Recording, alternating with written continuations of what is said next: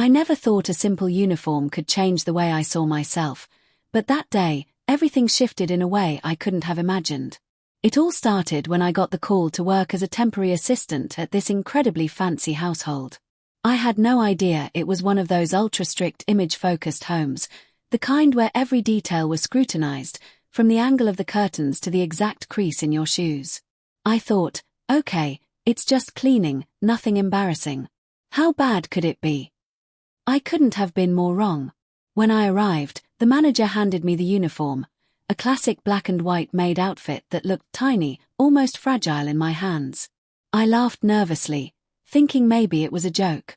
This is for me," I asked, holding it up. He didn't smile. He just said, "Try it. It will fit." That's when the unease started crawling up my spine.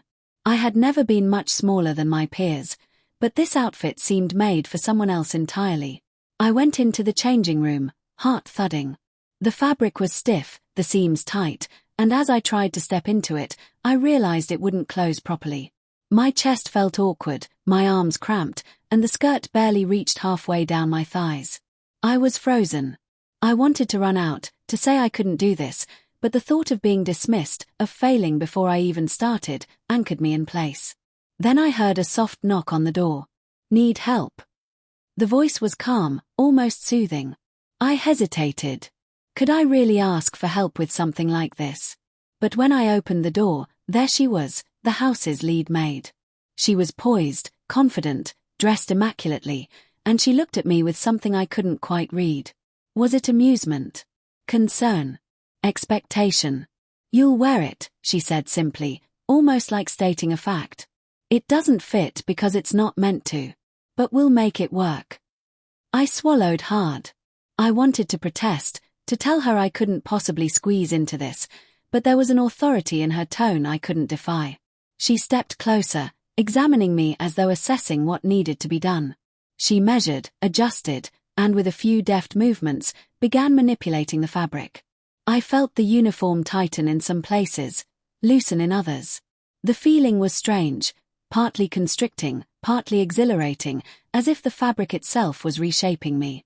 "I know it's uncomfortable," she said softly, "but discomfort isn't permanent. Confidence is." Her words hit me harder than I expected.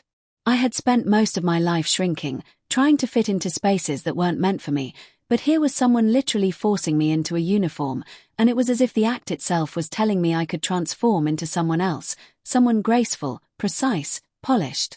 I looked at myself in the mirror and barely recognized the reflection. The skirt fell neatly around my hips, the bodice hugged my torso in a way that emphasized curves I had never noticed. The apron, crisp and white, made me look smaller somehow, delicate, poised. It wasn't just the uniform. It was the way she helped me carry myself, the subtle adjustments, the gentle encouragement.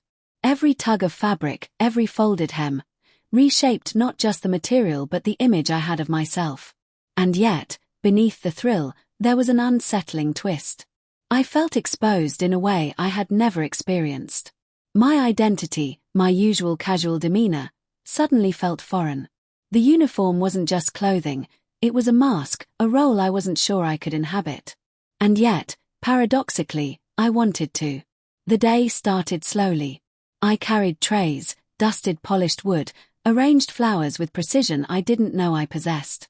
And all the while, the uniform hugged me like a second skin, reminding me at every step of how much I had changed in such a short span. It was exhausting, confusing, and yet, addictive. People in the house glanced at me differently, not just seeing the uniform but seeing me through it. And with every glance, I felt a strange mixture of vulnerability and pride. By the evening, I couldn't ignore it anymore. I was exhausted, sweaty, and emotionally raw, but the reflection in the mirror told me something I hadn't admitted even to myself. I liked it. I liked the attention, the transformation, the way my posture changed without conscious effort. And the scariest part. I was craving the approval, the guidance, the shaping that I had resisted my whole life. When I finally stepped out of the room, the lead maid looked at me with a subtle, almost imperceptible smile. "You see," she said, "we make it fit because the uniform isn't just fabric. It's an invitation. And you accepted it. I didn't know what that meant at first. I just nodded, heart hammering, feeling like I had crossed some invisible threshold. I had gone from resisting this tiny outfit to letting it become a part of me, reshaping not just my body but something deeper, something I had kept buried for years. And in that moment, I realized this was only the beginning. Because fitting into the uniform was one thing. Fitting into the role, the expectation, the new version of myself, that was a far bigger challenge. And as I carried out my duties that night, I felt the first flicker of a transformation I couldn't yet fully understand, but I knew it was irreversible. The next morning, I woke up with a strange mix of excitement and dread. I kept thinking about the previous day, the way the uniform had felt against my skin, the way she had helped me into it, the way I had looked in the mirror. It was intoxicating, yes, but also terrifying. Who was I becoming? I barely recognized myself anymore, and yet, I couldn't stop imagining slipping back into that outfit. When I arrived at the house, the lead maid was already there, moving with that quiet authority that made everyone else seem invisible. She looked at me and raised an eyebrow, but there was no judgment in her eyes, only a quiet expectation. "Today," she said, "we perfect it." Her words were simple, but my stomach twisted with anticipation. Perfect it. I wasn't sure I wanted to be perfect. I wasn't sure I even knew what that meant for me. The morning tasks began, mundane at first, dusting, arranging silverware, polishing mirrors. But as the day went on, she began introducing small challenges. She asked me to carry a tray across the hall without spilling, to arrange flowers in a way that told a story, to fold napkins into intricate shapes. At first, I failed more than I succeeded. My hands shook, my posture faltered, and the uniform felt restrictive in all the wrong ways. I wanted to give up, to rip it off and run. But then she appeared beside me, whispering adjustments, guiding my hands, nudging my shoulders, correcting my stance ever so gently. "You're learning," she said. "And that's the first step to becoming who you need to be here." Her words made me pause. Who I need to be? I thought. Was she speaking about the uniform, the role, or something deeper? I couldn't answer, so I nodded, pretending to understand. Hours passed, and something strange began to happen. I felt a shift, not just in how I moved or looked, but in how I felt about myself. The uniform, which had once felt suffocating, began to feel like a frame holding the potential of someone else inside me. Each adjustment, each correction, made me sharper, more precise, more aware. I started to notice the subtleties of my reflection. The way the skirt swayed as I walked, the way the apron emphasized the curve of my waist, the way the bodice forced me to hold my chest differently. I felt elegant. For the first time, I realized elegance wasn't something I had, it was something I could become. By mid-afternoon, I had reached a strange point of acceptance. The uniform wasn't just fabric anymore. It was a symbol that I could let someone else mold me without losing myself. And yet, the vulnerability it brought was immense. I had never let anyone see me like this, structured, polished, fragile yet poised. I realized then that the transformation wasn't just physical. My mind was being shaped too. Then came the unexpected test. The head of the household, a woman of impeccable taste and commanding presence, walked in. She scrutinized me from head to toe, her gaze like a scalpel, cutting through all pretense. I froze, my chest tightening. I wasn't sure I could hold this image in front of her. Would she reject me? Laugh at me? Send me home for not being perfect? She tilted her head, observing every detail. "Interesting," she murmured. Then she said something that made my heart stop. "It doesn't fit, but it suits you." I blinked. What did she mean? It didn't fit, I knew that, but suits me? Somehow, in her eyes, my awkwardness, my tension, my imperfections, they all seemed to become a part of the uniform, a part of this carefully constructed identity I had begun inhabiting. I felt a wave of something I had never experienced before, validation that was both terrifying and liberating. The rest of the day became a whirlwind. She asked me to assist her personally, to anticipate her needs, to move silently and efficiently through the halls. The more I obeyed, the more natural it became. It was as if the uniform had unlocked a side of me I didn't know existed. the part that could glide, observe, perform without question. And yet, beneath it all, there was a tension I couldn't ignore, the fear of losing myself entirely. What if I became nothing more than a reflection of expectation, a costume I wore for others? That evening, as I removed the uniform and hung it carefully, the lead maid came over. She smiled softly, almost tenderly. "You did well today. You're beginning to fit, not just the uniform, but the role. And maybe, in the process, yourself." I shivered. Her words were meant to reassure, but instead, they stirred a storm inside me. I had begun to understand that this transformation wasn't about clothing. It was about identity, about courage, about letting someone shape you in ways you hadn't imagined, and yet choosing which parts of yourself to hold on to. I went home that night exhausted, physically and emotionally drained. I kept thinking about the reflection in the mirror, about how my body had been reshaped by fabric and guidance, and how my mind had been reshaped by expectations and subtle instruction. I realized, with a mix of awe and fear, that I couldn't go back to who I was before. Something had shifted. And somewhere deep inside, I felt the first flicker of anticipation. Not dread, not shame, but anticipation. For the next day, for the next challenge, for the next step in a transformation that was far bigger than a uniform. The next morning, I felt a nervous excitement I couldn't quite explain. The uniform lay folded neatly on my chair, staring at me like a challenge, like a puzzle I had to solve again. As I dressed, I noticed something subtle but undeniable. I was moving differently. My shoulders were straighter, my hands more precise, my steps quieter. I felt, watched, even when no one was looking. The transformation had already begun seeping into my bones. When I arrived at the house, the lead maid was waiting, as always. She didn't smile or say a word, but there was a knowing look in her eyes, a look that seemed to pierce right through me, to the part of me that was scared, reluctant, and unsteady. She gestured toward the grand hall and said, "Today, you learn to anticipate." I didn't fully understand, but I nodded. The tasks began with small motions, arranging cutlery, folding towels, dusting surfaces, but soon they escalated. She would give me vague instructions like, prepare the room as she would want it, or make the space welcoming, and then walk away, leaving me to interpret her expectations. Every decision, every adjustment, carried weight. If I faltered, she would return, correcting me with quiet precision, showing me exactly how to align my movements, my posture, my gaze. I began to feel the subtle thrill of responsibility. For the first time, I wasn't just performing chores, I was performing for someone else's expectations, and in doing so, I was discovering parts of myself I had ignored or denied. The uniform, which had once suffocated me, now felt like armor and invitation rolled into one.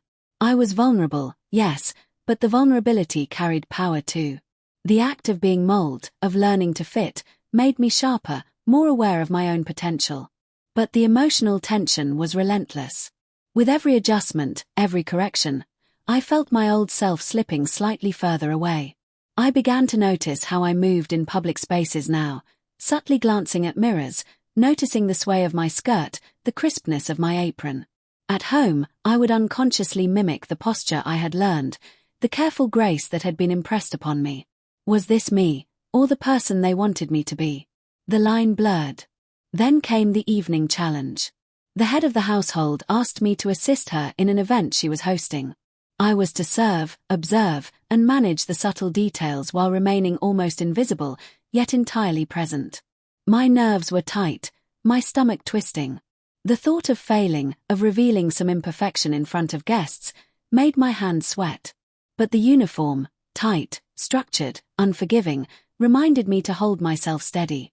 It reminded me that I could be more than I had ever allowed myself to be. During the event, everything moved at a dizzying pace. I carried trays across crowded rooms, adjusted table settings under tense scrutiny, and caught glimpses of myself in the polished surfaces around me. Each reflection was a reminder. The uniform didn't just fit my body, it was reshaping my identity. I felt simultaneously invisible and exposed, performing in a spotlight no one had asked me to notice. And then it happened. I made a mistake, a small one, almost imperceptible. I spilled a drink, and for a moment, panic surged through me. I felt my cheeks flush, my hands tremble. But before shame could overwhelm me, the lead maid appeared. Calm, composed, she guided my hands, whispered a quick adjustment, and I realized I was learning not to crumble, not to shrink, but to adapt. The uniform, the guidance, the very act of transformation had equipped me with resilience I hadn't known I possessed. After the event, as the house quieted, she came to me and said something that stopped my heart. You're not the uniform. You're the person who can inhabit it. That distinction matters. I thought about that for hours afterward. Was I becoming someone else?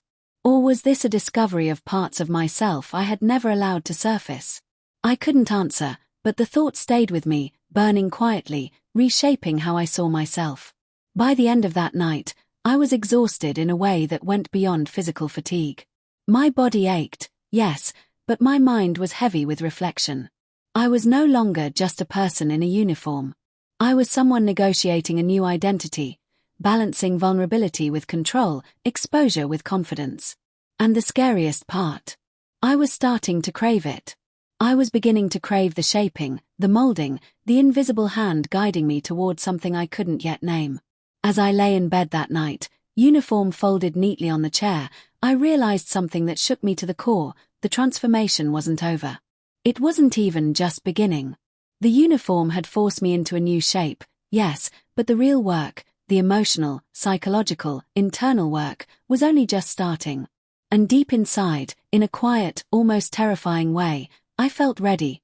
Ready for the next day, the next lesson, the next step in a transformation that was slowly, inevitably, reshaping not just my body, but my entire sense of self. The next morning, I woke with a strange calm. The uniform lay folded neatly, waiting for me like an old friend I had yet to fully understand. I hesitated for a moment, fingers brushing the crisp fabric, and realized that I wasn't afraid anymore. Not completely.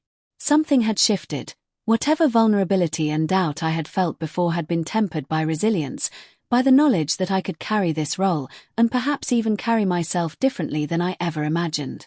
As I dressed, I noticed the little things. My movements were deliberate, fluid.